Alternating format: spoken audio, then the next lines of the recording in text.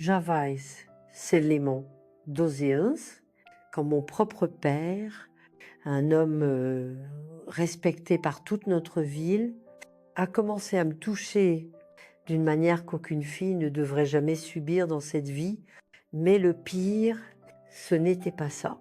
C'était quand j'avais 6 ans et que je l'ai vu s'approcher de la petite chambre où dormait ma petite sœur de 7 ans, Claire. C'est là que j'ai décidé qu'il devait mourir pour mettre fin à cet enfer sur terre. Ce n'était pas une décision prise dans le feu de l'action.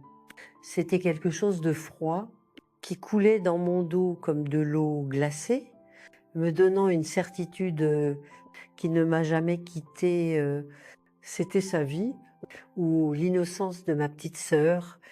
Et j'avais déjà vu et vécu assez de misère pour savoir que le monde ne regretterait pas cet homme abject que j'appelais père, Henri Dubois. Je m'appelle Isabelle Marie Dubois, mais les gens d'ici m'appellent Mamie Isabelle. J'ai 83 ans, certaines années, je préférerais les oublier, mais beaucoup d'autres, je suis reconnaissante de les avoir vécues. Je suis née à Dijon, en Bourgogne, à une époque où l'électricité était à peine installée. Avant d'aller plus loin avec mon histoire, seriez-vous assez quantile pour appuyer sur le bouton d'abonnement pour moi? Cette vieille dame vous en serait très reconnaissante. Je raconte pas souvent mon histoire. Dieu sait qu'il m'a fallu plus de 60 ans pour trouver le courage de parler et je voudrais pas que vous manquiez les autres histoires vraies de femmes comme moi qui ont traversé le feu et en sont sorties plus fortes. Allez-y, appuyez sur ce bouton. Je vous attends ici, dans mon rocking chair. En me regardant dans le miroir aujourd'hui, je reconnais à peine la petite fille aux tresses désordonnées que j'étais autrefois. Ce que je vois, c'est une vieille femme aux cheveux blancs, presque toujours relevée en chignon, une peau ridée qui a vu trop de soleil, et des mains couvertes de veines bleues qui racontent des histoires de dur labeur. J'ai des yeux bleu clair, rares dans ces régions, hérités de ma mère. J'ai vu tant de méchanceté que j'ai appris à la reconnaître avant même qu'elle n'ouvre la bouche. Aujourd'hui, je vis dans une modeste petite maison à Toulouse, gagnée par un travail honnête. Grâce à Dieu, j'ai ma véranda avec des rocking chairs où je passe mes après-midi, mon jardin plein d'herbes et de fleurs. Pourquoi ne me dites-vous pas votre nom et d'où vous regardez en ce moment? Mes chéris, laissez-le dans les commentaires. J'aime imaginer ma voix atteindre des lieux que ces vieilles jambes ne peuvent plus visiter. Qui sait, peut être quelqu'un de Dijon, où je suis née et grandi, regarde, ou même quelqu'un d'ici à Toulouse. On pourrait organiser un thé à la menthe et des madeleines que je fais encore moi-même. Je suis une de ces grand-mères qui n'a pas perdu la main en cuisine. Vous savez, comme on dit, une vieille marmite fait les meilleurs plats. Je m'habille toujours simplement, mais mes vêtements sont toujours bien repassés. Je ne sors jamais de la maison sans me rendre présentable. Je suis peu être vieille, mais pas encore morte. Mes chéris, la vie a été cruelle avec moi, mais je ne le suis pas en retour. La vie m'a appris des leçons difficiles, mais elle m'a aussi donné des cadeaux inattendus. Cela fait 35 ans que j'ai fondé le Centre Aurore Nouvelle. Ça a commencé petit dans une pièce au fond de ma maison. Quand j'ai accueilli la première fille qui est arrivée à ma porte en pleine nuit, fuyant son beau-père, je me suis reconnue et nayée, sauf que cette fille avait un endroit où aller, et moi, je n'en avais pas. Aujourd'hui, le centre a abrité plus de 500 filles victimes d'abus. 500 homens qui, Dieu merci, n'ont pas eu à traverser ce que j'ai traversé, ni à faire ce que j'ai fait. Je n'ai jamais parlé de cela en public. C'est une histoire que j'ai gardée pendant plus de 60 ans, une histoire si lourde que même mon défunt mari ne la connaissait pas complètement. Avec tous ces détails, il sentait qu'il y avait des choses que je ne lui disais pas. Il le voyait dans mes yeux quand je me réveillais en criant au milieu de la nuit à cause de cauchemars, mais c'était un homme bon qui respectait mon silence. Il a pu être suspecté, mais il n'a jamais insisté. C'était le seul homme qui m'a montré que tous les hommes ne sont pas des monstres. Oh, comme mon vieil homme manque, c'est pas facile de déboucher la bouteille du passé après avoir gardé la bouche fermée si longtemps, mais être-il temps de soulager ce poids. J'ai 93 ans maintenant, que peuvent-ils me faire de plus? La vie m'a appris que le silence protège les monstres, pas les victimes. Et peut être que mon histoire aidera une fille quelque part à ne pas traverser ce que j'ai vécu, ou du moins à savoir qu'elle n'est pas seule, que d'autres femmes ont marché sur des chemins similaires et ont survécu pour raconter la vie à Dijon, dans mon enfance, était très différente des grandes villes d'aujourd'hui.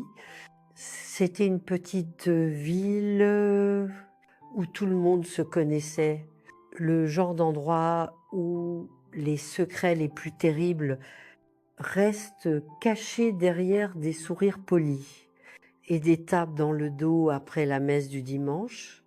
Mon père, Henri Dubois, possédait l'épicerie Dubois, un établissement qui vendait un peu de tout, nourriture, tissues, pétrole, outils.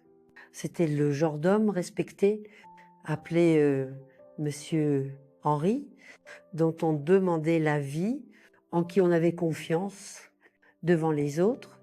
Il était tout sourire et gentillesse. À la maison, quand la porte se fermait, il devenait quelqu'un d'autre entièrement.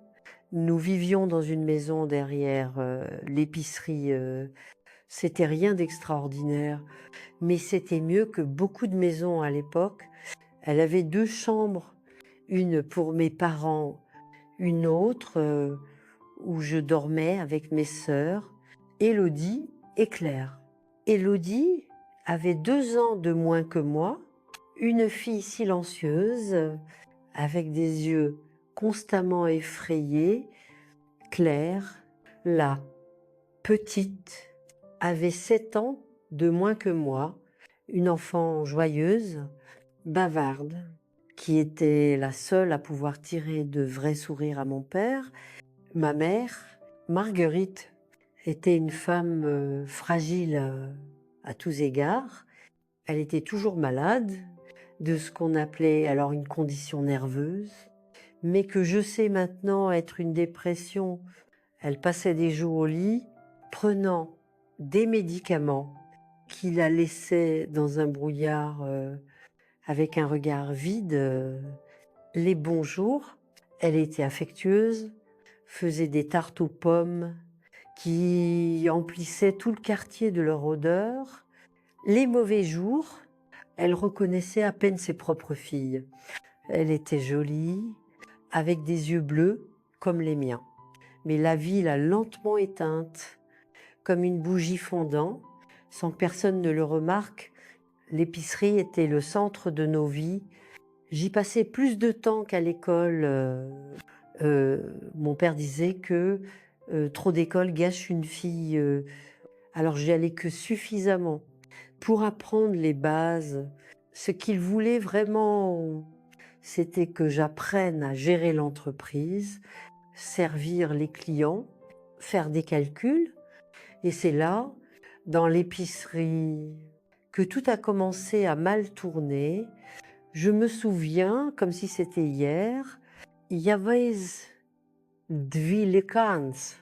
C'était en fin d'après-midi. L'épicerie était déjà fermée au public, mais nous avions encore du travail à faire. Mon père m'a demandé d'aider à fermer la caisse, quelque chose que je faisais presque tous les jours. Ma mère était alitée. Comme cela arrivait souvent, Élodie était partie chercher de l'eau au puits, Claire était encore bébé. Nous n'étions que nous deux dans l'épicerie silencieuse, avec cette odeur de café, de pétrole et de mélasse, qui me donne encore un pincement au cœur quand j'y repense. Viens, c'est ma fille, assieds-toi sur les genoux de papa, a-t-il dit, tapotant sa jambe. J'ai trouvé ça étrange. J'étais plus une si petite fille pour m'asseoir sur des genoux, mais j'obéissais toujours dès mon plus jeune âge. J'avais appris que désobéir à papa signifiait une correction assurée, mais quand je me suis assise, j'ai senti quelque chose de différent. Sa main ne restait pas immobile. Elle a commencé sur mes jambes, remontant sans s'arrêter, me touchant de manière qui me faisait me sentir sale, honteuse. Je me suis figée à l'intérieur, ne comprenant pas pleinement ce qui se passait, sachant seulement que c'était mal. Quand j'essayais de me lever, il m'arrêtait fermement. Écoute bien, ma fille, si tu parles de notre petit secret à qui que ce soit, ta mère aura une crise si grave qu'elle en mourra. Et tu seras de ta faute, a-t-il murmuré à mon oreille, avec une odeur de cognac que je n'avais pas remarqué avant. Ce jour-là, il n'est pas allé jusqu'au bout. Il m'a laissé partir, tremblante et confuse. Mais c'était que le début. Dans les semaines qui ont suivi, il trouvait toujours un moyen de m'isoler. Au début, c'était des attouchements, puis ça empirait. Je pleurais en secret, ne comprenant pas ce que j'avais fait de mal. Pour mériter cela, j'ai essayé de parler à ma mère une fois, lors d'un de ces rares jours où elle était lucide. Tu inventes des histoires. Ma fille, a-t-elle dit, ton père est un homme bon. Nous avons la chance de l'avoir. Beaucoup de femmes ici ne peuvent pas en dire autant. Et c'est tout ce qu'elle a dit avant de prendre une autre de ses pilules qui la laissait fixer le vide. Avec le temps, j'ai appris à mieux me cacher, à reconnaître les signes de son humeur, la façon dont il regardait, commente, il caressait ça, mustake, le ton plus doux de sa voix. Mes sœurs et moi avons développé un système d'alerte silencieux, car il n'a pas fallu longtemps pour qu'Élodie devienne une cible. Elle aussi, elle n'avait que 7 ans. La première fois que j'ai remarqué à la façon dont elle est revenue de l'épicerie ce jour-là, silencieuse, avec des yeux absents. Je l'ai reconnue, car c'est ainsi que je devenais. Je l'ai serrée dans mes bras, sans rien dire, et elle a commencé à pleurer doucement. Nous n'avions pas besoin de mots pour comprendre ce qui s'était passé. À partir de là, Nous avons fait un pacte silencieux. Nous essayons toujours de rester ensemble, de nous avertir quand papa était proche, de ne jamais le laisser seul avec Claire. La petite était la joie de la maison. La seule chose pure que nous avions, nous ferions n'importe quoi pour la protéger. Les années ont passé et la situation n'a fait qu'empirer. Ma mère sombrait de plus en plus dans ses médicaments, participant à peine à la vie familiale. Parfois, je la surprenais à nous regarder avec une expression étrange, comme si elle savait ce qui se passait, mais ne pouvait rien y faire. D'autres fois, elle nous repoussait explicitement quand nous essayions de lui parler. Je ne veux pas entendre de mensonges. Ma fille, ton père est un homme respecté en ville. Nous devrions être reconnaissantes qu'il prenne soin de nous. C'était comme si elle préférait se cacher derrière ses médicaments plutôt que d'affronter la vérité. Et peut-être était-ce exactement cela. Elle n'avait pas de force, nulle part où aller avec 3 petites filles. Elle dépendait entièrement de lui. Il était plus facile de faire semblant de ne rien voir. Quand j'avais 14 ans, j'ai élaboré un plan pour m'enfuir avec Élodie. J'ai économisé des centimes que je parvenais à cacher sur plusieurs mois. J'ai préparé des petits baluchons avec des vêtements essentiels et nous concions partir pour Lyon où vivait la sœur de ma mère. Nous n'y étions jamais allés, mais nous connaissions l'adresse car des lettres arrivaient parfois d'elle. Le plan était de partir à l'aube, faire du stop sur la route avec un camionneur, quelque chose de dangereux. Je le sais maintenant, mais à l'époque, cela semblait notre seule chance. Mais la veille de notre fuite, mon père a découvert les baluchons cachés sous le lit. Je n'ai jamais su comment il a suspecté. A-t-il remarqué l'argent manquant? Peut-être quelqu'un nous a-t-il entendu murmurer? La correction que nous avons reçue cette nuit-là était la pire jusqu'alors. Il a commencé avec la ceinture, puis le manche à balai. Il criait que nous étions ingrates, qu'il nous donnait à manger. On toit des vêtements, et c'était ainsi que nous le remercions. Il nous a battus jusqu'à ce qu'il soit fatigué, nous laissant couvertes de marques violettes et rouges. C'est à cette occasion que j'ai eu cette cicatrice au menton. Quand j'ai essayé de protéger Élodie d'un coup de ceinture, il m'a donné une gifle avec sa main où il portait une lourde bague. La coupure était si profonde que la marque est encore là. Pour raconter l'histoire, ma mère, qui se cachait habituellement pendant ses corrections, a eu cette fois une crise nerveuse si grave qu'elle a dû être internée pendant 2 semaines. Quand elle est revenue, elle était plus absente que jamais. Après cette tentative d'évasion ratée, la surveillance de mon père a augmenté. Nous ne pouvions plus aller nulle part seuls. École, église, puis il y avait toujours quelqu'un pour nous surveiller. Nous étions pratiquement prisonnières. Mon père a clairement dit que si nous essayions à nouveau quelque chose de semblable, les conséquences seraient pires.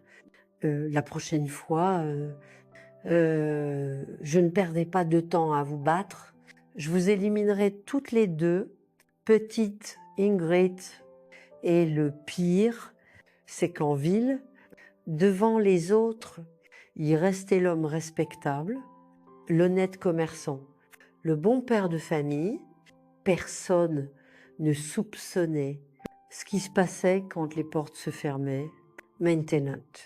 Avant de continuer avec cette histoire, je vous demande d'être assez gentil pour appuyer sur le petit bouton de pouce bleu là, dessous. Ce que je vais révéler ensuite est si lourd, si difficile à entendre que je parie que beaucoup n'auront pas le courage de continuer à écouter jusqu'au bout. Seuls les cœurs vraiment courageux pourront entendre la fin et laisser un pouce bleu. Êtes-vous assez courageux? Je vais garder un œil pour voir qui peut vraiment supporter cette histoire. C'est à cette époque que j'ai commencé à apprendre la comptabilité avec Monsieur Fournier, un vieil homme gentil qui faisait les comptes pour l'épicerie. C'était une idée de mon père. Il avait remarqué que j'avais un don pour les chiffres et pensait économiser de l'argent si je prenais ce rôle. Monsieur Fournier était un homme de peu de mots qui ne posait pas de questions. Quand il voyait des marques sur mes bras ou les cernes sous mes yeux, dues à des nuits sans sommeil, il m'a appris patiemment comment enregistrer les revenus et dépenses, calculer les taxes, tout organiser et sans le vouloir, il m'a donné l'outil que j'utiliserai un jour pour mettre fin à mon bourreau. Plus je me familiarisais avec les affaires de l'épicerie, plus je remarquais des choses étranges. J'ai noté, par exemple, que mon père tenait 2 jeux de livres, une officielle, qu'il montrait aux autorités, et le vrai, où il enregistrait ce qui entrait et sortait réellement.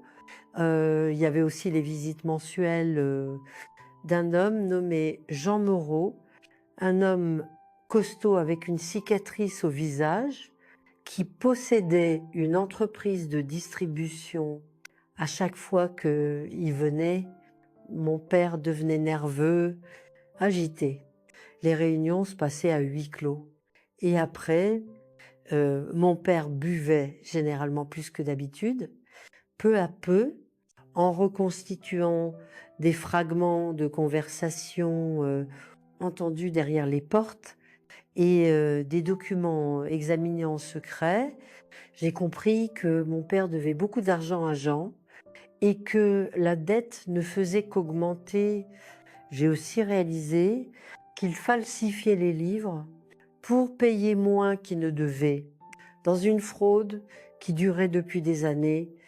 Et surtout, j'ai découvert que Jean n'était pas le genre d'homme avec qui on plaisante. J'avais entendu des histoires sur des gens qui l'avaient contrarié et avaient simplement disparu. On disait qu'il avait des liens avec des contrebandiers de Marseille, que ces hommes de Maine n'avaient pas peur de se salir les mains. C'était le genre d'homme qui réglait les problèmes à sa manière, sans impliquer la police. Toutes ces découvertes restaient dans un coin de mon esprit comme des pièces d'un puzzle que je ne savais pas encore assembler. Je continuais à apprendre, à observer, à stocker des informations. Je continuais aussi à protéger mes sœurs du mieux que je pouvais, surtout Claire, qui grandissait belle et joyeuse, inconsciente du danger qui planait sur elle. Mais au fond, je savais que ce n'était qu'une question de temps avant qu'il ne tourne son regard vers la plus jeune. C'était un schéma que je connaissais trop bien. Et le jour que je redoutais le plus est arrivé quand j'avais 6 ans. C'était une nuit chaude de janvier, une de ces nuits où la chaleur ne relâche pas. Même après le coucher du soleil, Ma mère avait été sédatée après une journée particulièrement mauvaise. Élodie et moi étions dans la cuisine lavant la vaisselle du dîner. Claire, avec ses 7 ans, était déjà couchée. Dans la chambre que nous partagions, soudain, j'ai remarqué que mon père n'était pas dans le salon où il écoutait habituellement la radio après le dîner. Une alarme a sonné dans ma tête. J'ai lâché l'assiette que j'essuyais et j'ai couru silencieusement vers le couloir. C'est là que je l'ai vu, debout à la porte de notre chambre, regardant à l'intérieur, avec cette expression que je connaissais si bien, la même qu'il avait eue en me regardant des années plus tôt, quand tout a commencé. Mon sang s'est glacé dans mes veines, passé pas clair, et je pensais, elle n'était qu'une enfant, une petite fille innocente, qui jouait encore avec des poupées de chiffon. Elle adorait son père, courait dans ses bras quand il rentrait de l'épicerie, lui racontait des histoires d'école. Il ne pouvait pas faire ça, il ne pouvait pas détruire cette lumière, cette joie, sans réfléchir. J'ai avancé, papa, et j'appelais plus fort que je ne l'avais prévu. Il s'est retourné, surpris d'être pris sur le fait. Pendant un instant, j'ai vu quelque chose comme de la honte sur son visage, vite remplacé par de la colère. Il m'a saisi par le bras, me traînant jusqu'à la cuisine. Élodie était figée au même endroit, le torchon encore dans les mains, les yeux écarquillés de peur. « Qu'est-ce que tu fais ?» À m'espionner, a-t-il grogné entre ses dents.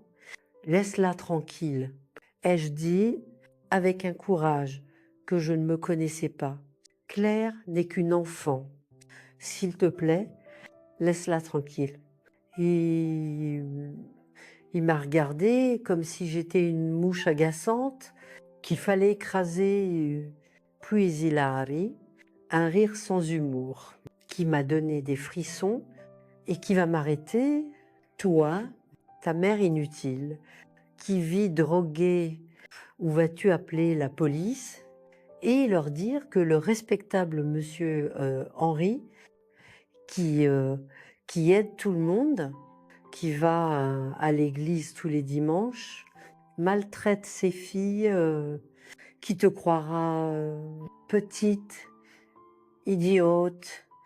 Pitié, je savais qu'il avait raison.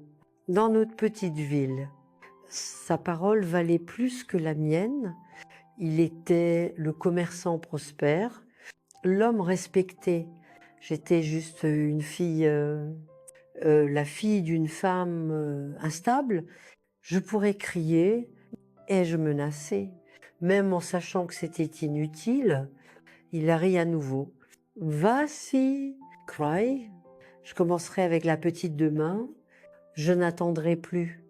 Et ensuite, je m'occuperai de toi et de l'autre. Les accidents arrivent, tu sais. Les filles tombent dans les puits. Les maisons prennent feu la nuit, avec tout le monde endormi. La menace planait dans l'air, plus réelle que tout. Il en était capable. Je le savais. Il ne s'agissait pas seulement de notre honneur. Mais nos vies. J'ai baissé la tête. Venque. Il a relâché mon bras, laissant des marques rouges de ses doigts sur ma peau. Bien. Maintenant, retourne à la vaisselle et oublie ce que tu as vu. Et si tu ouvres la bouche, il a laissé la phrase en suspens, mais le message était clair. Il a quitté la cuisine, retournant au salon et allumant la radio, comme si rien ne s'était passé. Élodie et moi sommes restés là, en silence, terminant la vaisselle mécaniquement. Mais en moi, quelque chose avait changé, une décision se formait froide et claire. Comme du cristal, cette nuit-là, allongée dans le noir, à côté de mes sœurs, Élodie éveillée et vigilante comme moi, Claire dormant du sommeil innocent, de ceux qui ne connaissent pas encore le mal du monde, mon esprit travaillait furieusement, passant en revue tout ce que je savais sur mon père, sur l'épicerie, sur Jean Moreau. Les pièces du puzzle ont commencé à s'assembler. Si la justice des hommes ne fonctionnait pas pour des filles comme nous, si la maîtresse détournait le regard, si le prêtre prêchait l'obéissance, si ma grand-mère conseillait la résignation, si ma propre mère était trop malade pour nous protéger, alors je devrais chercher une autre sorte de justice. Jean Moreau n'était pas un homme qui pardonnait les dettes, il n'était pas un homme qui acceptait d'être trompé. S'il découvrait que mon père manipulait les livres, montrant des ventes inférieures à la réalité, cachant de l'argent, eh bien, les histoires qui circulaient sur lui n'étaient pas des histoires de miséricorde. Et j'avais accès aux livres, je savais où mon père cachait les vrais registres, je savais comment la fraude fonctionnait. La décision s'est formée claire et froide en moi. Ce ne serait pas facile, ce serait extrêmement risqué. Mais à ce moment-là, allongée dans le noir, avec la peur pour ma petite sœur, surpassant même la peur pour ma propre vie, je savais ce que je devais faire, opposer Jean Moreau à mon père, le laisser faire le sale boulot, que mes mains de 6 ans ne pouvaient pas faire. Si je ne pouvais pas compter sur la loi des hommes, j'utiliserais la loi des monstres, Élodie, et je murmurais dans le noir. Je dois te dire quelque chose, il y a un plan, et j'ai commencé à expliquer, pendant que les étoiles brillaient indifféremment à travers la petite fenêtre de notre chambre, témoin silencieux d'une décision qui changerait nos vies pour toujours. Après cette nuit, quand j'ai vu papa s'approcher de la chambre de Claire, j'ai commencé à développer mon plan. C'était pas quelque chose qui est apparu tout formé dans ma tête. Ça a grandi graduellement, comme une plante qui pousse lentement dans les jours qui ont suivi. J'ai observé avec encore plus d'attention les opérations entre mon père et Jean Moreau. J'ai prêté attention à chaque détail, chaque mot, chaque chiffre dans les livres de comptes. Je savais déjà que mon père tenait 2 registres, un faux qu'il montrait à Jean et le vrai qu'il gardait verrouillé dans un tiroir secret sous le bureau. Dans le bureau, le système était simple et efficace. Il enregistrait moins de marchandises reçues que ce qui arrivait réellement, déclarait des ventes inférieures à la réalité et la différence allait directement dans sa poche, une vieille ruse, mais qui fonctionnait bien à une époque où la supervision était pratiquement inexistante. Dans les petites villes comme Dijon, le problème était que la dette envers Jean augmentait, les intérêts étaient exorbitants, au moins 20% par mois, une usure éhontée que peu oser questionner en étudiant les vrais livres. Quand mon père n'était pas là, j'ai découvert qu'il devait plus de 5 000 €, une fortune pour l'époque, de l'argent qu'il n'avait pas et n'aurait pas de sitôt, surtout parce qu'il dépensait une partie des profits cachés en jeux d'argent et en femmes à Lyon. Oui, l'homme de famille qui allait à l'église tous les dimanches avait cette autre vie que peu connaissaient. L'idée initiale était simple, faire découvrir à Jean qu'il était trompé. Je pensais que cela provoquerait une rupture entre eux, peut être une plus grande pression pour le paiement de la dette, au plus une poursuite pour fraude. Je n'imaginais pas, ou ne voulais-je pas imaginer que les conséquences seraient si extrêmes, ou au fond, savais-je exactement ce qui se passerait à ce jour. Je ne peux pas répondre à cela avec certitude. Pour que le plan fonctionne, je devais connaître le système comptable de l'épicerie sur le bout des doigts.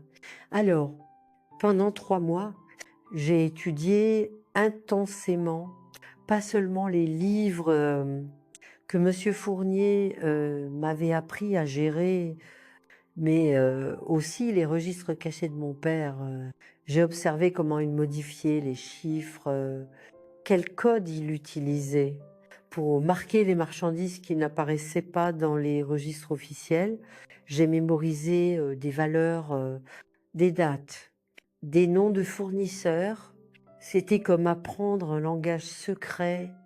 Peu à peu, j'ai commencé à faire de petites modifications, rien de noticeable, juste de légères erreurs qui pouvaient passer pour les fautes de quelqu'un qui apprend. Un chiffre inversé ici, une addition erronée là. Mon père vérifiait rarement, il faisait confiance à mon talent pour les mathématiques et était trop occupé par d'autres problèmes. Quand il remarquait quelque chose, je m'excusais, disant que j'étais encore en train d'apprendre. Il grognaït, corrigeait, et nous passions à autre chose. L'étape suivante était plus audacieuse. J'ai créé de faux reçus pour des marchandises qui n'étaient jamais livrées. J'ai utilisé du papier identique à celui de l'épicerie, imité les signatures des fournisseurs que je voyais sur les documents légitimes. C'était un travail minutieux, fait la nuit à la lueur d'une bougie.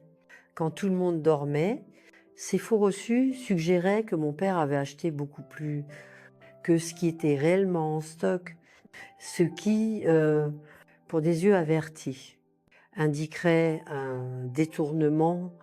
La partie la plus complexe était de créer l'illusion que l'argent allait quelque part de précis dans les registres. J'ai inventé un compte bancaire au nom de mon père à la Banque nationale de Lyon, PIN, SUA. Le compte n'existait pas vraiment, mais sur papier, on dirait que il déposait régulièrement de grosses sommes, preuve que l'argent non déclaré à Jean était économisé, pas juste dépensé. Tout ce travail était fait pendant les moments où j'étais seule à l'épicerie, généralement en fin d'après-midi, quand mon père sortait pour s'occuper d'affaires en ville, o le dimanche matin, quand je prétendais devoir avancer le travail pendant qu'il était à l'église. Élodie était ma sentinelle, surveillant pour m'avertir s'il revenait plus tôt que prévu. C'est dans ce processus que j'ai trouvé une alliée inattendue, Madame Leroux, la cuisinière, qui venait 3 fois par semaine pour préparer les repas des employés de l'épicerie. Elle était une femme dans la soixantaine, veuve, connue pour ses mains habiles, tant en cuisine qu'avec les herbes médicinales. Tout le monde respectait Madame Leroux, même mon père peut être la seule personne qu'il craignait vraiment, car elle connaissait des histoires sur lui, datant de son enfance. Nous n'avons jamais parlé ouvertement de ce qui se passait. Nous n'en avions pas besoin. Elle voyait les bleus, les regards effrayés, la façon dont je me recroquevillais quand mon père s'approchait. Un jour, elle m'a surprise en train de pleurer derrière la réserve. Après une des rencontres avec mon père, elle n'a rien demandé, s'est juste assise à côté de moi, a posé sa main sur mon épaule, et a dit, il y a des mots qui ne peuvent être guéris qu'en coupant la racine comme une mauvaise herbe. À partir de ce jour, sans que nous ayons rien arrangé, elle a commencé à m'aider. Elle distrayait mon père à des moments cruciaux, l'appelant pour goûter une nouvelle recette ou se plaindre de provisions avariées, me donnant le temps de travailler sur les livres. C'est aussi elle qui m'informait des dates exactes des visites de Jean. Son fils travaillait comme chargeur pour le fournisseur, donc elle savait toujours quand il viendrait. Il vient jeudi prochain, m'a-t-elle dit un matin en pétrissant de la pâte à pain. J'ai entendu mon fils Théo dire que son patron est particulièrement en colère cette fois. Il semble qu'il ait découvert d'autres commerçants qui lui doivent de l'argent, cachant aussi de l'argent. C'était le signal que j'attendais. Je devais agir maintenant avant que Jean ne perde patience complètement, avant que mon père ne fasse quelque chose à Claire. La pression des deux côtés augmentait chaque jour. C'était une course contre la montre. La veille de la visite de Jean, j'ai fait les dernières modifications au livre. C'était un mercredi chaud, le genre qui fait couler la sueur dans le dos. Mon père était parti régler des affaires à Lyon, me laissant en charge de l'épicerie, signe ironique de la confiance qu'il me portait. Madame Leroux était dans la cuisine, préparant le déjeuner pour les employés, mais en réalité montant la garde pour moi. J'ai travaillé avec des mains tremblantes, mais un esprit clair. D'abord, j'ai modifié les registres officiels, ce que mon père montrait à Jean, rendant les écarts encore plus évidents. Ensuite, j'ai modifié quelques entrées dans les vrais livres, faisant apparaître qu'il détournait beaucoup plus qu'il ne le faisait réellement, environ 30% de plus, selon mon estimation. Ensuite, j'ai écrit une lettre anonyme. J'ai utilisé la machine à écrire de l'épicerie en portant des gants pour ne pas laisser d'empreintes, des gants que j'avais volés au docteur Martin lors d'une visite qu'il avait faite à maman. La lettre était directe et brutale. Monsieur Moreau, Henri Dubois vous trompe depuis des années. Il tient 2 ensembles de livres de comptes. Ceux qu'il vous montre sont faux. Les vrais sont cachés dans un tiroir secret, sous le bureau, dans le bureau, protégés par une planche qui bouge quand on appuie sur le coin droit. L'argent qu'il ne déclare pas va sur un compte secret à la Banque nationale de Lyon. Il y a déjà détourné plus de 5 000 €. Vérifiez les reçus de livraison. Beaucoup sont falsifiés. Il rit dans votre dos, disant que vous ne le découvrirez jamais. Un ami qui valorise la justice. J'ai plié la lettre soigneusement et l'ai placée dans une enveloppe sans marque. Puis, j'ai préparé les preuves physiques. J'ai laissé quelques-uns des faux reçus oubliés sur le bureau, comme si mon père avait été néglige. J'ai placé une fausse liste de dépôts bancaires dans un dossier marqué privé. juste au-dessus des vrais livres, dans le tiroir secret, que j'ai délibérément rendu plus facile à trouver en relâchant le mécanisme qui le protégeait. Enfin, j'ai arrangé une note falsifiée avec l'écriture de mon père, mentionnant tromper Jean encore une fois et détourner 15% au compte à Lyon, la laissant partiellement visible parmi d'autres papiers. Tout était prêt, toute la scène était mise en place pour l'acte final. Il ne manquait plus que de livrer la lettre, mais ce serait la partie la plus facile. Jean envoyait toujours le même chauffeur, un homme de peu de mots nommé Bruno Masson, pour avertir mon père qu'il arriverait bientôt. Il venait quelques heures plus tôt. Laissez le message et partez. C'était le moment parfait pour remettre l'enveloppe sans éveiller de soupçons.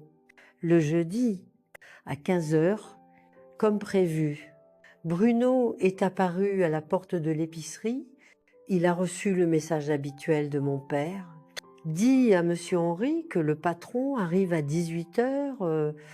En partant, je me suis approchée, prétendant épousseter une étagère à proximité. Monsieur, et j'appelais doucement ceci est tombé de votre poche, et je lui ai tendu l'enveloppe. Il a semblé confus, mais l'a prise sans poser de questions et est parti. Ça avait marché. L'enveloppe était maintenant en route vers Jean. Je suis retournée à l'intérieur, le cœur battant si fort que je pensais que tout le monde pouvait l'entendre. Il ne restait plus qu'à attendre. Mon père est revenu de Lyon vers 6 heures, l'air fatigué mais satisfait. Probablement après avoir dépensé une partie de l'argent détourné dans ses vices en ville. Tout est en ordre à l'épicerie, a-t-il demandé, plus par habitude que par réel intérêt. Tout va bien, papa, ai-je répondu, baissant les yeux, comme je le faisais toujours en sa présence. Monsieur Bruno est passé, a dit que monsieur Moreau arrive à 18 heures. Il a froncé les sourcils, une ride d'inquiétude apparaissant entre eux. Je vais vérifier les livres avant, prépare tout dans le bureau. C'était un moment de panique. Et s'il découvrait les modifications, s'il remarquait les documents placés, tout le plan s'effondrerait et les conséquences pour moi seraient terribles. Avec des mains tremblantes, j'ai arrangé les livres sur le bureau du bureau, priant pour qu'ils ne regardent pas au-delà de la surface. Mon père s'est assis et a commencé à feuilleter les registres officiels, ceux qu'il montrait à Jean. Il a froncé les sourcils en voyant une des modifications que j'avais faites, une valeur de vente inférieure à ce qu'elle aurait dû être. Il y a quelque chose qui cloche ici, a-t-il marmonné. Quoi, papa? Ai-je demandé, essayant de garder ma voix stable. Cette valeur pour les ventes de café de la semaine dernière est différente de ceux dont je me souviens. Mon estomac s'est noué. C'était le moment de vérité. Laisse-moi voir, ai-je demandé, regardant par-dessus son épaule. J'ai fait semblant d'analyser un moment, puis me suis frappé le front.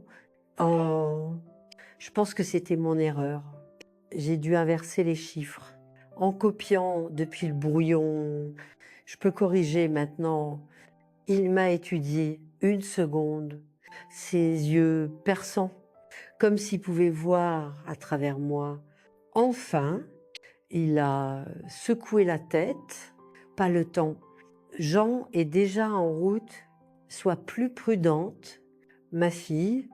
Ce genre d'erreur peut coûter cher. Il n'avait aucune idée. À quel point ces mots étaient vrais, à 18 heures précises, comme toujours. Nous avons entendu le moteur de la voiture de Jean. Mon père a renvoyé tous les employés chez eux, sauf Monsieur Gérard. Pour moi, il avait des ordres spécifiques et mène tes sœurs chez Madame Coton. Et restez-y jusqu'à ce que je vous fasse appeler. Je ne veux aucune de vous ici pendant cette réunion. C'était exactement ce que j'attendais, ce que j'avais prévu. Oui, papa, ai-je répondu, partant déjà chercher Élodie et Claire, qui jouaient à l'arrière de l'épicerie. En sortant par la porte de derrière, j'ai vu Jean entrer par l'avant, accompagné, comme toujours, par Tom, le balafré et Max, ces deux hommes de main. Dans ses mains, j'ai remarqué l'enveloppe que j'avais donnée à Bruno Masson. J'ai emmené mes sœurs chez Madame Coton, notre voisine, qui s'occupait toujours de nous quand mon père avait besoin que nous soyons hors du chemin. C'était une dame gentille, mais complètement inconsciente de ce qui se passait dans notre maison.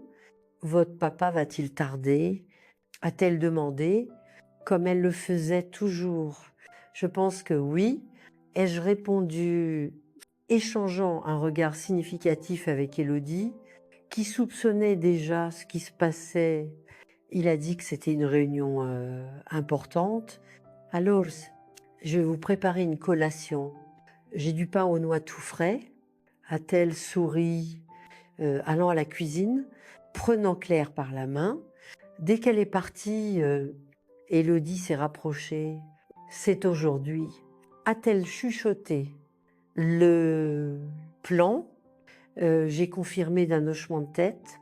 Si ça marche, nous n'aurons plus jamais à retourner dans cette maison. Plus jamais. Élodie, nous n'aurons plus jamais à avoir peur de lui. Et si ça ne marche pas, a-t-elle dégluti fort? Je n'avais pas de réponse pour cela. Si ça ne marchait pas, probablement aucune de nous ne survivrait pour raconter l'histoire. Ça va marcher, fut tout ce que je pouvais dire. Nous avons passé les heures suivantes chez Madame Coton, mangeant du pain aux noix, écoutant la radio, prétendant une normalité qui était à des millions de kilomètres de nos cœurs battants, Claire, innocente comme toujours, jouait avec sa poupée de chiffon, ignorante du drame qui se déroulait.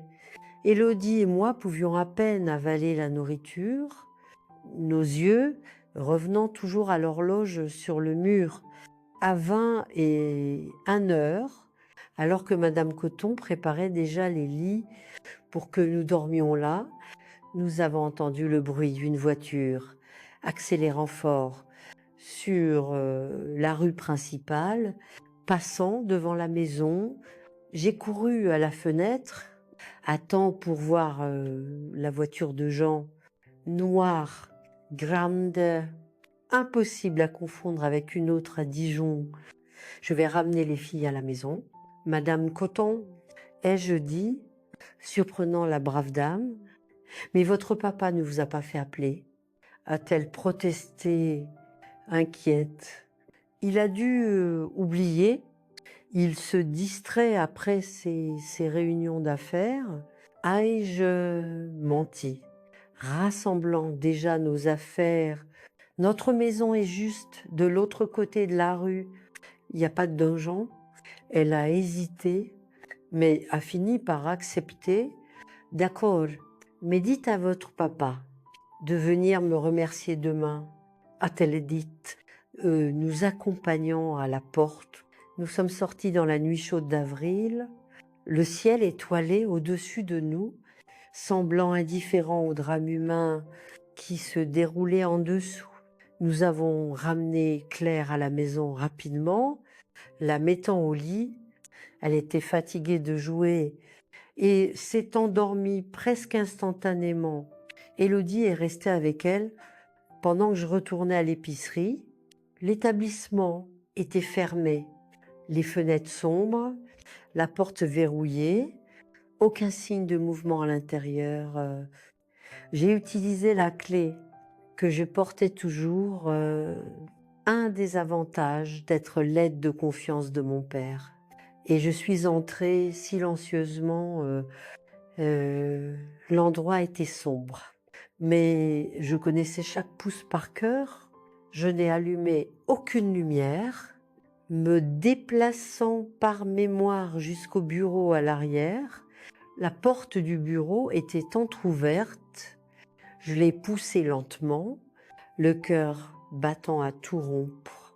Il n'y avait personne, aucun signe de lutte, rien de déplacé. Les livres étaient sur le bureau, ouverts. Les vrais, pas les faux. Le tiroir secret était grand ouvert. C'était comme si mon père avait été interrompu au milieu d'une explication. Je suis sortie de l'épicerie avec l'étrange sensation que quelque chose de grand et irréversible s'était produit, sans savoir exactement quoi. Je suis retournée à la maison auprès de mes sœurs et nous avons attendu. Ce fut probablement la nuit la plus longue de ma vie, allongée dans le lit, les yeux ouverts dans le noir, les oreilles à l'affût de tout son qui indiquerait le retour de mon père, mais il n'est pas revenu. Le lendemain matin, vers 6 heures, nous avons entendu un tumulte dans la rue, des voix élevées, des siens courants. J'ai sauté du lit, les cœurs battants, de la fenêtre. J'ai vu un groupe de voisins rassemblés devant l'épicerie. J'ai rapidement enfilé une robe et GI, couru, laissant Élodie avec Claire. Encore dormait. L'épicerie était entourée d'une petite foule. Monsieur Lambert, le coiffeur, fut le premier à me voir arriver, son visage blêmissant. Ma petite, retourne chez toi. C'est pas quelque chose pour toi à voir. Mais il était trop tard. À travers les gens, j'ai vu 2 hommes transporter quelque chose hors de l'épicerie, quelque chose de grand couvert d'un drap qui ne pouvait pas complètement cacher ce qu'il y avait dessous. Umbra spendate, sans vie. J'ai reconnu la bague énorme que mon père portait toujours à l'auriculaire. Que s'est-il passé? Et je demandais, ma voix étrangement calme. Vu le tumulte intérieur que je ressentais, c'est Madame Leroux qui a répondu, apparaissant à mes côtés comme une apparition, ses yeux sérieux, mais sans choc. Ton papa a été trouvé dans la réserve. Ma petite, on dirait un règlement de compte, une affaire qui a mal tourné. Le shérif Dupont, un homme gros avec une épaisse moustache, qui s'impliquait rarement dans quoi que ce soit qui pourrait lui causer des ennuis, écrivait quelque chose dans un carnet. Quand il m'avouait, il a froncé les sourcils, c'est la fille de Dubois, a informé quelqu'un. Il s'est approché, se raclant la gorge maladroitement. Désolé pour ta perte. Mademoiselle, a-t-elle dit, incapable de me regarder dans les yeux. On dirait que ton papa a eu un désaccord avec quelqu'un, probablement ce fournisseur qui venait toujours ici, Jeanne Moreau, et je répondis automatiquement. Le shérif a hoché la tête. C'est ça, nous enquêterons, bien sûr. Mais il a laissé la phrase mourir dans l'air. Tout le monde savait que personne n'enquêterait sur Jean Moreau. Ce serait classé comme un autre règlement de compte pour dette, comme tant d'autres dans la région Ils m'ont pas, demandé où j'étais la nuit précédente, ils n'ont pas questionné, pourquoi mon père serait seul, à l'épicerie, si tard. Ils ont supposé que c'était juste un autre cas d'un commerçant qui ne pouvait pas payer ses dettes et en a subi les conséquences, dans les petites villes comme Dijon, à cette époque, la justice fermait souvent les yeux sur certains crimes, surtout quand ils impliquaient des hommes puissants comme Jean Moreau. Ce n'est que plus tard, quand j'ai été autorisée à entrer dans l'épicerie pour récupérer nos affaires, que j'ai compris ce qui s'était vraiment passé. Le bureau que j'avais vu intact la nuit précédente était maintenant saccagé. Les vrais livres de compte avaient disparu. Sur le mur, près du bureau, il y avait des marques qui ressemblaient à des éclaboussures sombres. Le sol de la réserve avait été récemment lavé, mais on pouvait encore remarquer une tache plus sombre dans le coin où les planches rencontraient le mur. Je n'avais pas besoin d'être détective pour comprendre ce qui s'était passé là. Mon père avait été confronté à des preuves de sa fraude. Il avait probablement essayé d'expliquer, nier au début, peut être même essayé de blâmer quelqu'un d'autre, peut être moi, son aide de confiance. Mais Jean n'était pas un homme qui acceptait les excuses. Sa justice était rapide et définitive. Dans les jours qui ont suivi, il n'y a pas eu de veillée formelle. Le corps a été rapidement enterré avec peu de présents. Outre la famille immédiate, les voisins ont envoyé des fleurs et de la nourriture, plus par pitié pour les pauvres filles orphelines que par réel égard pour le défunt. Le mot s'est répandu que Henri Dubois avait été victime d'usurier. Personne n'a mentionné la possibilité que la fraude dans les livres de comptes puisse être l'œuvre de quelqu'un d'autre que lui. Maintenant, dites-moi quelque chose. Pensez-vous que ce que j'ai fait était mal, causant la mort de mon propre père, même en sachant le monstre qu'il était? J'étais juste une fille de 16 ans, essayant de protéger mes sœurs de la seule manière que je voyais. Que feriez-vous à ma place? Sachant que personne ne vous croirait, que la police ne ferait rien, que cet enfer continuerait. Les semaines qui ont suivi furent un tourbillon d'émotions contradictoires. D'un côté, il y avait un soulagement immédiat, si intense qu'il me faisait parfois me sentir coupable. Je n'avais plus besoin de vérifier chaque coin avant d'entrer dans une pièce. J'avais plus besoin de dormir avec les oreilles en alerte, attendant des pas dans le couloir.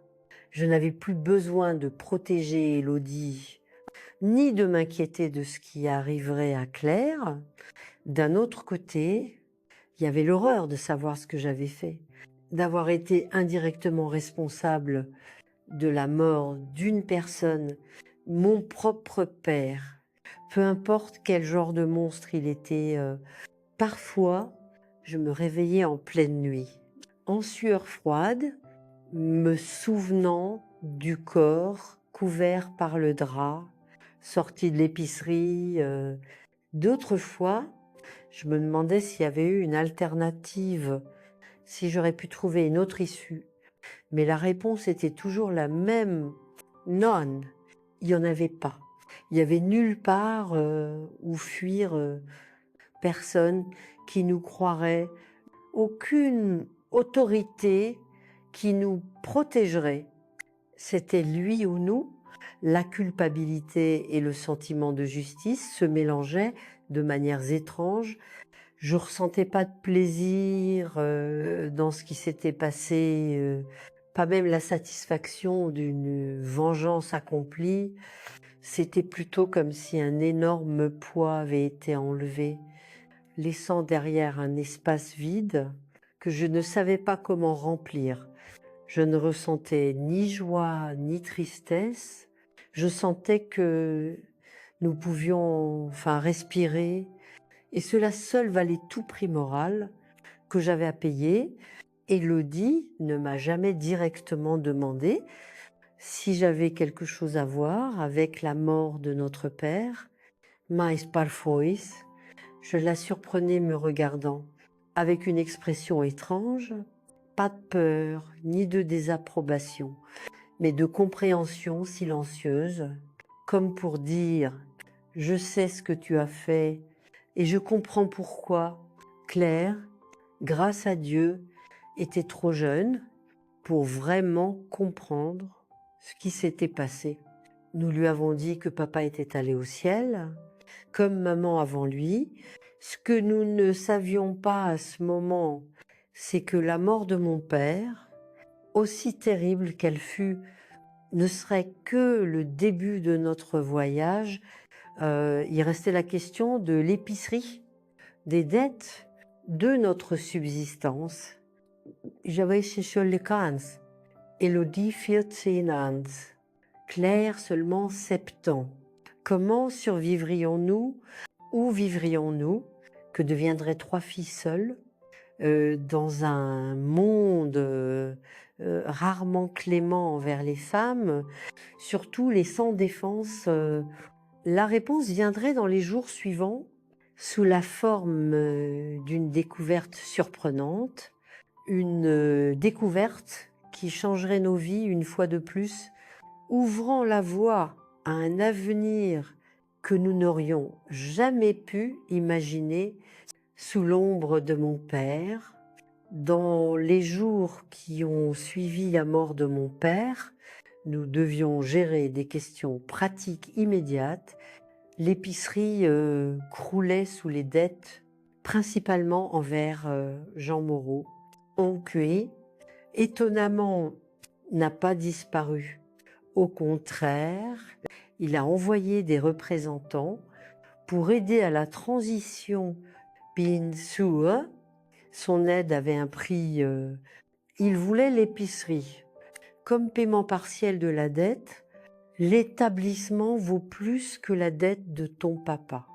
Petite demoiselle, a dit Bruno Masson, le même homme à qui j'avais remis la lettre fatidique, parlant maintenant comme représentant officiel de Jean. Le patron est juste, il paiera la différence, assez pour que vous vous installiez ailleurs. Nous n'avions pas le choix, j'étais encore mineure, ne pouvais pas légalement reprendre l'entreprise, et même si je le pouvais, je ne voulais pas de cet endroit. Il contenait trop de souvenirs, la plupart mauvais. J'ai accepté l'offre et l'épicerie a été vendue pour une valeur bien qu'inférieure au marché, encore considérable. Mais la vraie surprise est venue quand nous avons découvert l'assurance vie. Mon père, cet homme qui semblait ne se soucier de rien d'autre que de lui-même, avait une police robuste. Il l'avait probablement souscrite en pensant à lui, s'assurant d'avoir de l'argent s'il devenait invalide. Ce qu'il n'avait pas prévu, c'est qu'il mourrait en premier et que l'argent irait directement à ses filles. Le montant était assez élevé pour nous donner une nouvelle chance dans la vie loin d'ici. C'est Monsieur Fournier qui a suggéré Marseille. C'est une grande ville avec plus d'opportunités et assez loin pour que vous recommenciez sans le poids du passé. A-t-il en m'aidant à organiser les papiers. C'est aussi lui qui a recommandé un avocat de confiance pour gérer la question de la garde de mes sœurs, ce ne sera pas facile. Isabelle m'a expliqué, l'avocat Évariste, tu n'as que 6 ans, normalement. Les enfants orphelins vont à un tuteur nommé par le tribunal ou à des proches parents. Notre seule parente proche est grand-mère Louise. Et elle est déjà trop âgée pour s'occuper de 3 filles. Ai-je argumenté la désespérance me donnant du courage de plus, c'est moi qui m'occupe d'elle. Depuis que notre mère est tombée malade, il y a des années, nous savons nous débrouiller. La bataille juridique fut longue et compliquée. Monsieur Évariste a déplacé des montagnes de papier, obtenu des témoignages de voisins et de connaissances, attestant de ma maturité et de ma capacité à m'occuper de mes sœurs. L'argent de l'assurance a aussi pesé en notre faveur. Avec lui, nous pouvions subvenir à nos besoins sans dépendre de la charité. Après presque 3 mois d'incertitude, le juge m'a enfin accordé une garde temporaire, à condition que je retourne à l'école et que nous ayons des visites régulières d'une assistante sociale. Ce n'était pas idéal, mais c'était assez pour garder notre petite famille unie. En août 1958, nous avons laissé Dijon derrière nous. Tout ce que nous avions tenait dans 3 vieilles valises. Nous sommes montés dans le bus pour Marseille, avec plus de peur que de certitude, mais avec la détermination de ceux qui n'ont plus rien à perdre, clair, acceptons. Pensait que tout était une grande aventure. Élodie, à 14 ans, était silencieuse, comme toujours, mais ses yeux avaient un nouvel éclat. Peut être de l'espoir, moi, avec mes 6 ans tout juste révolus, et le poids du monde sur mes épaules, je ne pouvais penser qu'à l'étape suivante, la prochaine décision à prendre. Marseille était un monde complètement différent.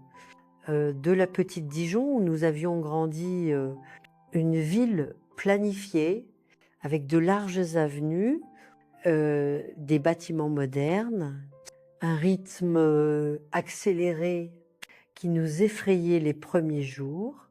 Nous avons loué une petite maison dans le quartier du Panier, qui, à l'époque, était encore en développement. Elle était simple. 2 chambres, un salon, une cuisine et une salle de bain. Mais pour nous, c'était un palais.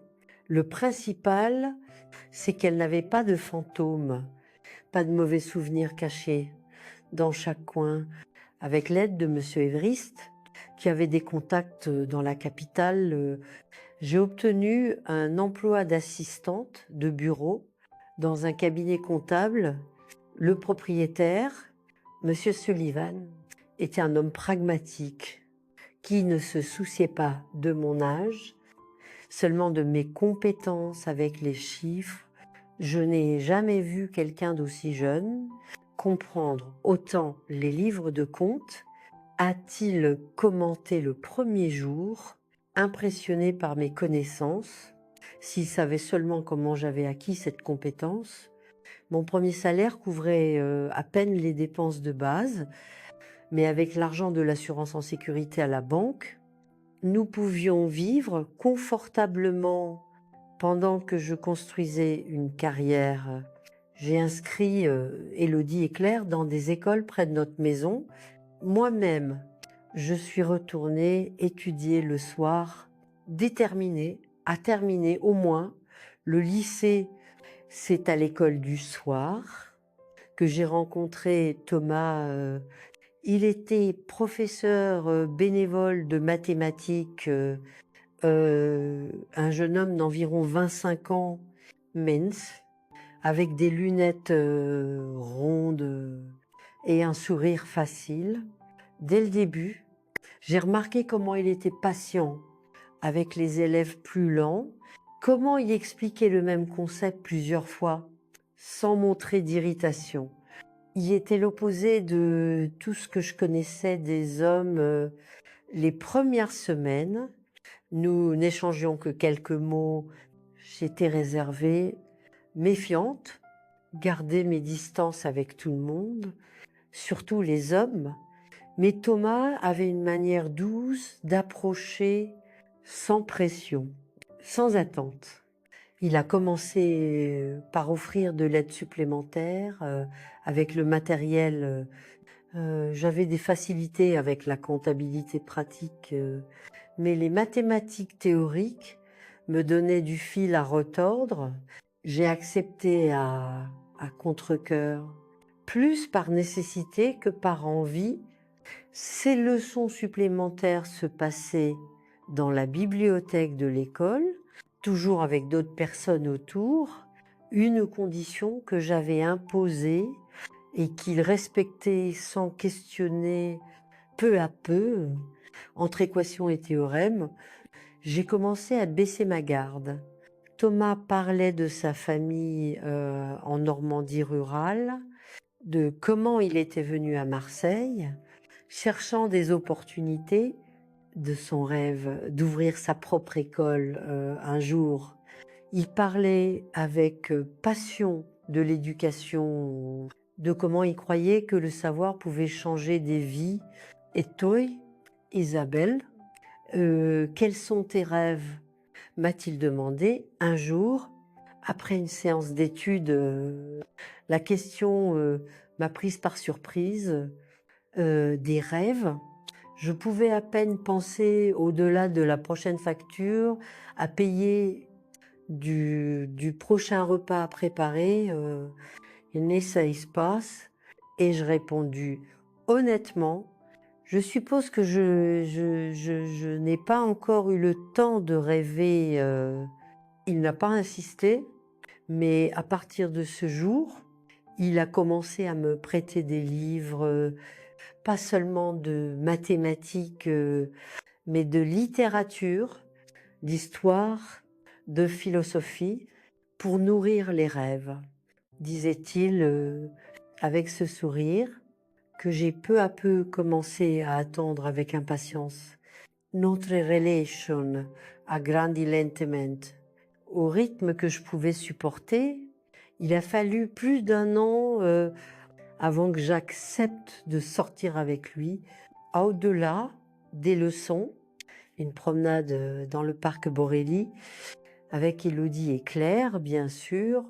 Il a fallu 6 mois de plus pour le premier baiser, un contact aussi léger et respectueux qu'il m'a fait pleurer. Pas de peur ni de tristesse, mais de soulagement, soulagement de découvrir que le contact physique pouvait être doux, pouvait être quelque chose de désiré, pas quelque chose d'imposé. Thomas ne m'a jamais pressé pour plus que je ne pouvais donner, n'a jamais questionné mes limites, mes peurs, mes silences. Quand j'ai enfin raconté des parties de mon histoire, pas tout, jamais tout, il a écouté sans juger, sans essayer de réparer les choses, offrant seulement sa présence, son soutien silencieux. Tu es la personne la plus forte que j'ai jamais rencontrée. Isabelle, fut ce qu'il a dit quand j'ai fini de parler. Pas de pitié, pas d'horreur, juste une admiration sincère. Nous nous sommes mariés quand j'ai eu 23 ans, une cérémonie simple, juste la famille proche et quelques amis.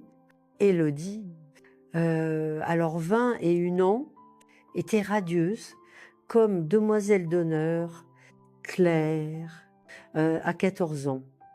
Jetait des fleurs dans l'allée de la petite église avec un enthousiasme qui faisait sourire.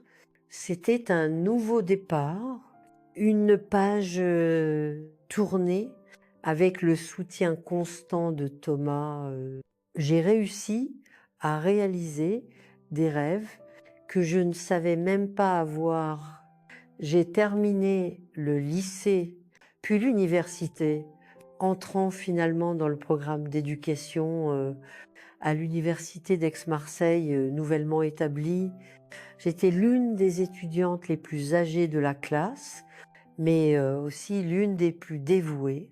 Chaque cours, chaque livre, chaque connaissance acquise était une brique de plus dans la construction de la femme que je voulais être. Libre, indépendante, capable de faire une différence. J'ai obtenu mon diplôme d'enseignante en 1970 à 28 ans. Ce fut l'un des jours les plus heureux de ma vie, voyant mes sœurs dans l'audience, applaudissant avec des larmes dans les yeux. Thomas tenant notre fille adoptive, Jeanne, une fillette de 3 ans que nous avions accueillie après qu'elle eut perdu ses parents dans un accident. C'était une émotion indescriptible, comme si le cercle s'était enfin fermé. La fille à qui l'éducation avait été refusée pouvait maintenant éduquer les autres. J'ai commencé à enseigner dans une école publique à la périphérie de Marseille. C'était un travail difficile, avec peu de ressources, beaucoup d'élèves par classe, mais profondément gratifiant. J'ai vite réalisé que beaucoup d'enfants faisaient face à des situations à la maison similaires à ce que mes sœurs et moi avions vécu: abus, négligence, violence.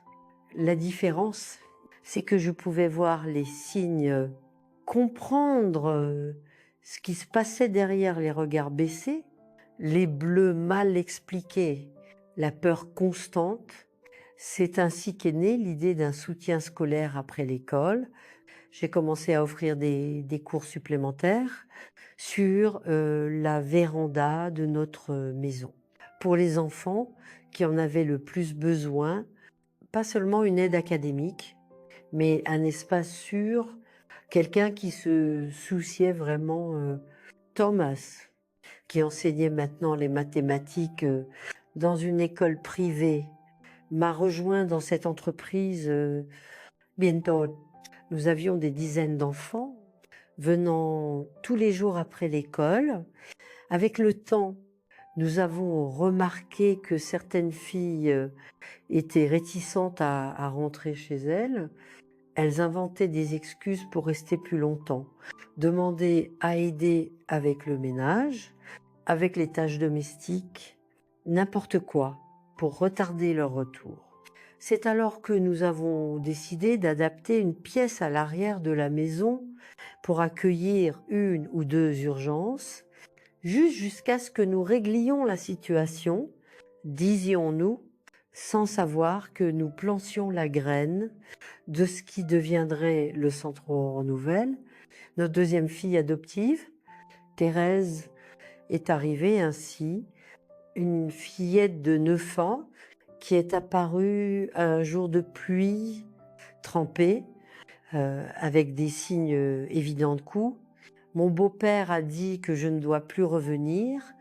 Nous a-t-elle dit entre ses sanglots. Nous l'avons accueillie, d'abord temporairement, puis de façon permanente, quand il est devenu clair que sa mère, dominée par la peur, ne s'opposerait pas à son partenaire à mesure que notre travail devenait connu. Plus de cas nous parvenaient, la pièce de l'arrière n'était plus suffisante. En 1975, avec nos économies et l'aide d'amis, nous avons acheté une maison plus grande, plus adaptée pour accueillir les filles, qui avaient besoin d'un refuge. C'est alors que nous avons formalisé le Centre Aurore Nouvelle, initialement comme une ONG pour le soutien scolaire et le soutien familial, mais qui a rapidement évolué en un refuge complet pour les filles à risque. Les années ont passé et le centre a grandi. De la simple maison, nous sommes passés à notre propre bâtiment en 1985, avec la capacité d'accueillir jusqu'à 30 filles simultanément. Au-delà du refuge, nous offrions du conseil psychologique, des conseils juridiques pour les familles, des cours professionnels pour les adolescentes, tout ce que mes sœurs et moi n'avions pas eu accès quand nous en avions besoin. En parlant de mes sœurs, ciascuna a suivi son propre cammino, mais nous avons toujours maintenu un lien fort. Élodie, toujours la plus introspective, a trouvé sa vocation dans la vie religieuse. À 25 ans, elle est entrée dans un couvent des Sœurs de la Charité. J'ai trouvé la paix ici, m'a-t-elle écrit dans une lettre, une sorte de paix que je ne pensais pas possible pour quelqu'un comme moi. Aujourd'hui, elle travaille avec des enfants abandonnés à Bordeaux, transformant sa propre douleur en soins pour les autres. Claire, notre petite sœur, a suivi un chemin similaire au mien. Elle est aussi devenue enseignante, mais a choisi de travailler avec la petite enfance. Je veux les attraper très jeunes, avant que le monde n'ait une chance de leur faire du mal, disait-elle toujours. Elle s'est mariée, a eu 3 enfants, a construit une vie heureuse et stable à Nice. Au fil des années, nous avons eu des conversations difficiles sur le passé, des conversations qui n'étaient possibles que lorsque nous étions tout adultes, avec des outils émotionnels pour traiter le traumatisme. Élodie a révélé des détails de ce qu'elle avait souffert, des mains de notre Père, des choses que, même en soupçonnant, je n'avais jamais su avec certitude. Claire, qui a été épargnée du pire grâce à notre intervention, a dû faire face à la découverte de ce qui s'était vraiment passé dans cette maison, de qui était vraiment l'homme qu'elle se souvenait comme un père aimant. Et moi, j'ai pu enfin partager une partie du poids que je portais. J'ai parlé de comment nous avions protégé Claire des tentatives échouées pour demander de l'aide, mais je n'ai jamais révélé pleinement mon rôle. Dans la mort de notre père, certaines vérités sont trop lourdes à partager, même avec ceux que nous aimons le plus, ou peut être, surtout avec ceux que nous aimons le plus. En 1990, presque 30 ans après que nous ayons quitté Dijon, j'ai décidé qu'il était temps d'affronter le passé, une fois pour toutes. Thomas, toujours mon soutien, a proposé de m'accompagner, mais c'était un voyage que je devais faire seule. Je serai de retour demain. Ah, je promis. En l'embrassant à la gare routière, Dijon avait beaucoup changé. D'une petite ville de province, elle s'était transformée en une ville industrielle, animée. Les rues en terre de mon enfance étaient maintenant des avenues pavées. Le centre commercial, où se trouvait autrefois l'épicerie de mon père, était méconnaissable, pris par des boutiques modernes et des bâtiments commerciaux. Ma première destination fut le cimetière. Je n'avais jamais visité la tombe de mon père. Au moment de l'enterrement, j'étais trop occupée à essayer d'assurer notre survie. C'était pas difficile de trouver la tombe simple, car j'avais l'emplacement exact fourni par l'administration, une pierre tombale modeste avec juste le nom et les dates, sans fioritures, ni messages sentimentaux. Je suis restée là quelques minutes en silence. Je ne ressentais ni colère, ni tristesse, ni pardon, juste une étrange sensation de clôture, comme fermer un livre dont on connaît l'histoire par cœur. Ensuite, je suis partie à la recherche de certains anciens voisins qui vivaient encore en ville. Madame Coton, maintenant une dame de plus de 80 ans, a pleuré en me voyant, s'exclamant à quel point je paraissais belle et réussie. C'est autour d'un café chez elle que j'ai entendu les premières confessions. J'ai toujours suspecté que quelque chose n'allait pas dans cette maison. Tu sais, a-t-elle dit, baissant la voix, comme si c'était encore un secret, la façon dont vous sursautiez à n'importe quel bruit, les cris la nuit, que ton papa disait être des cauchemars, les bleus que toi et Élodie aviez toujours. Elle a soupiré lourdement. J'aurais dû faire quelque chose. J'aurais dû parler. Des Mandel, aider d'une manière ou d'une autre. Pardonne-moi pour ça. Ma petite. Ce fut la première de nombreuses conversations similaires. Lors de cette visite, le Poulang, qui remarquait comment nous devenions nerveuses en présence de papa, l'enseignante, qui percevait notre peur constante, le prêtre, qui regrettait de ne pas avoir enquêté plus loin.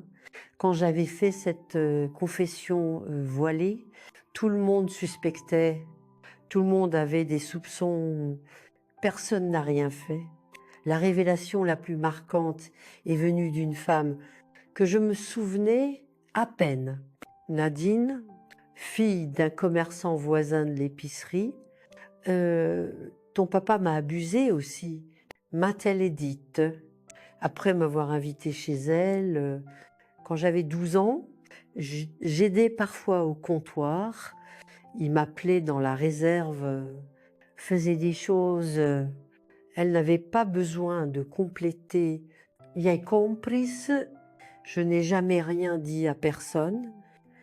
J'avais honte, peur qu'on ne me croie pas. Ce n'est qu'adulte que j'ai compris que c'était pas ma faute. Avant de partir, j'ai découvert que Nadine n'était pas un cas isolé. Au moins 3 autres femmes de la même génération avaient des histoires similaires sur mon père. Toutes s'étaient tues à l'époque.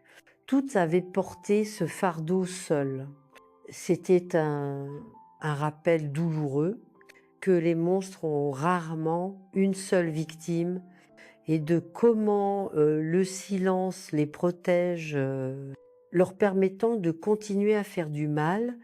Je suis rentrée à Marseille avec le cœur lourd, mais en quelque sorte plus léger. J'ai partagé avec Thomas ce que j'avais découvert sur les voisins qui n'avaient rien fait, sur les autres victimes. Il a écouté en silence, tenant ma main. L'important, c'est que tu as brisé le cycle, Isabelle, ou a-t-il dit?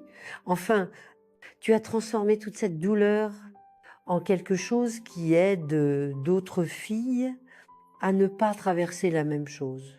Et c'était vrai, au fil des années, le Centre Aurore Nouvelle était devenu une référence nationale dans l'accueil et la récupération des filles victimes d'abus. Nous avons développé notre propre méthodologie basée sur 3 piliers: la sécurité physique et émotionnelle immédiate, le traitement du traumatisme par la thérapie et les activités expressives, et la formation pour un avenir indépendant par l'éducation et la formation professionnelle. À ce jour, plus de 1500 filles sont passées par le centre. Certaines sont restées quelques mois pendant que nous aidions leurs familles à se restructurer. D'autres sont restées des années jusqu'à l'âge adulte. Beaucoup sont maintenant des femmes éduquées, réussies, qui ont surmonté le traumatisme et construit des vies pleines. Plusieurs reviennent comme bénévoles ou professionnels, poursuivant le travail. En 2000, nous avons reçu une reconnaissance officielle du ministère de la Justice pour le travail accompli en 2005. J'ai été invitée à rejoindre le Conseil national pour combattre les abus sur les enfants. En 2010, le centre a inauguré sa deuxième unité à Bordeaux avec le soutien du gouvernement fédéral, des réalisations que je n'aurais jamais cru possibles pour une fille qui, à 16 ans, luttait juste pour survivre et protéger ses sœurs en regardant en arrière maintenant avec la sagesse que seul l'âge apporte. Je vois comment chaque pièce de mon histoire m'a amenée ici, même les plus douloureuses. J'ai appris que la justice vient parfois par des chemins tortueux, qu'elle n'est pas toujours propre, claire ou paisible. J'ai appris que le silence des bonnes personnes permet au mal des mauvaises personnes de continuer à croître, à se multiplier, et j'ai appris surtout que chaque fille que nous sauvons est une chance de corriger le passé, pas seulement le mien, mais celui d'une société qui, pendant trop longtemps, a fermé les yeux sur la souffrance des enfants. Referais-je tout cela? Je ne sais pas. Peut-être y avait-il un autre chemin que moi, à 6 ans, je ne pouvais pas voir une issue moins drastique, moins définitive.